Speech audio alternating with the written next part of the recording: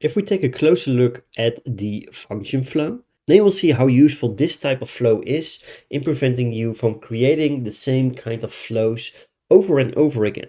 If we take a look at the available blocks, you will see that we have all the available blocks plus one extra called output. Let's first create a simple flow where I will show you the power of the output. First, let's just ask for an email.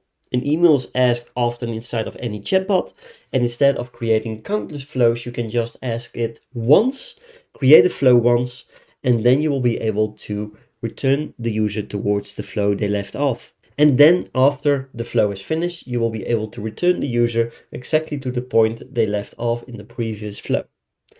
So this will be a question block where we will ask for an email type question. Let's just make it really simple. And we're going to save the response to the email system field. From here, we're also going to enable auto opt-in email. And then we will be able to continue towards the next step. Let's say we're going to go with a confirmation. And now comes the magic of the function flow, because now we are able to add another module that allows us to return the user to the previous flow. And this is done with the output module. So if we go with the output module, we will be able to give the output a different name. So once this flow has finished its course, we ask the question, we send the confirmation. We now are able to send the user back to the previous flow exactly at the point they dropped off.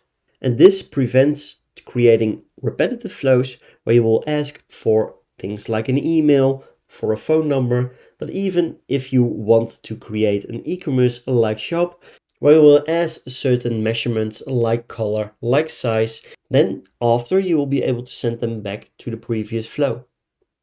This saves you hours and hours upon chatbot building, and it is a really good way of structuring your chatbot.